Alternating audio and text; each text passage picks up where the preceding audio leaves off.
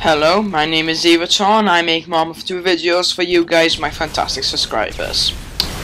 So here we have a domination on Afghan, and in this commentary I'd like to talk about maps really. With the new Cod Black Ops coming up, in my next few videos I would like to talk about Black Ops and what we'd like to see in Black Ops. But in this video I'm going to concentrate on maps and the gameplay in this match. So here we are. I pick one off. Now I'm gonna have the second any second now. There we go. And now right there's three people, right? I get two. One goes into last stand. I switch to my AA-12, and because the guy goes into last stand, I die because I couldn't get that third person, which is really annoying. So they've now taken C, and I'm going to take it back. I switched to my AA-12. I think the range is long enough, but it wasn't. So let's start off with Afghan. Afghan, I think, is one of the best maps on Mw2. It's just fantastic. It's got so many routes on it. It's just one of those maps that I absolutely adore. Really, it's got some vertical gameplay, and it's one of these classic maps that should be in Mw2 even. Now, COD 4 also had some good maps, Overgrown and Crash. I did like Pipeline, and I did also enjoy sometimes Broadcast and Creek. I think it's got Creek, something like that. Anyway, it was in the COD 4 map packs. Now, COD 5, I cannot actually think of one map that I loathe or despise so much. You know, I can't actually think. I like Castle, Upheaval, Making Day, Cliffside, loads of maps on COD 5. So I do think that the Treyarch map builders are really good, and I think they're better than Infinity Ward. Because the Wasteland map, oh my god, I refuse to play that map. I do. I just refuse to play that map. That map is just rubbish so much. So here I have my Predator, and I get a fantastic triple kill there. So then I call in my Harrier Strike, and I call it in on their spawn.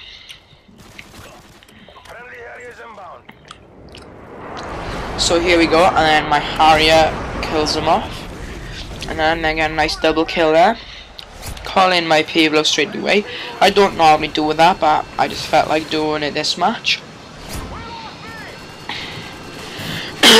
Excuse me. So yeah.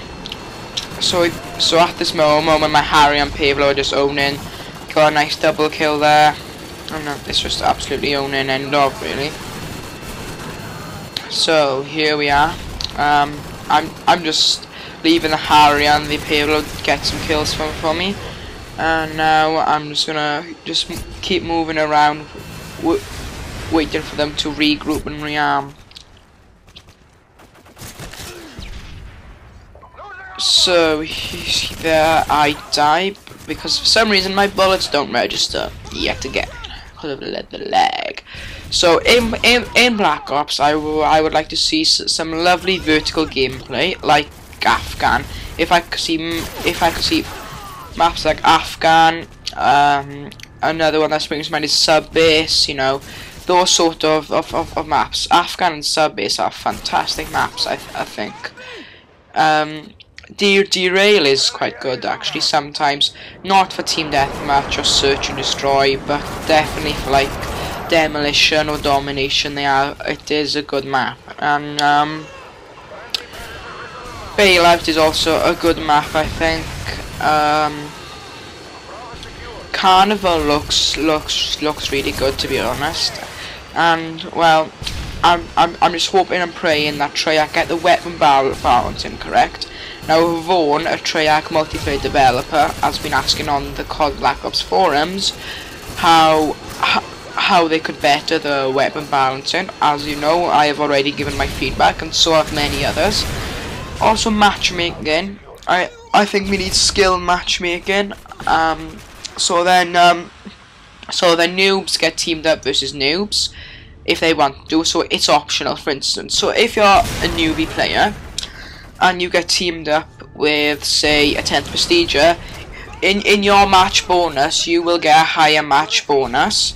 But then if you're a really good player and you play versus good players, you then get a higher match bonus. But the problem is, right, is defining the border between a good player and a bad player, and I'll leave that up to Treyarch to decide.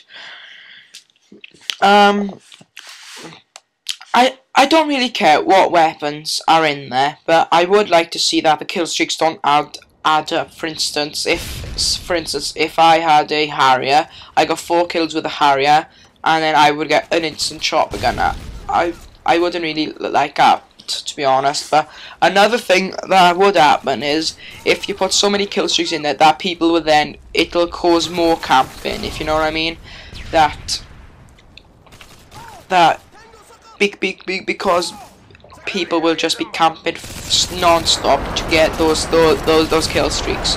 So I think the best thing to do is like no challenges for the kill streaks. Well, maybe challenges, but make it simple, if you know what I mean. Just, you know, don't make the kill streaks so important. Like, take out the kill streaks titles and emblems, but you must keep the call sign in Black Ops, because the call sign is fantastic, to be honest.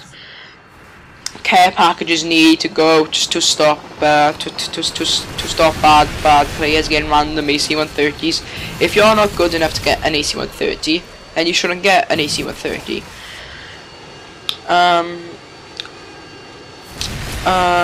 Also, death streaks need to go. Also, we need some more recoil and idle sway, so then you don't end up sniping with the ACR. And then the sniper rifles do have a point to them, and then the submachine guns do have the point to them, and then the assault rifles don't become the most overpowered weapons. So yeah, I call in my Harry strike on there, and I can't remember if I get killed or not. No, I actually cannot remember. Yeah.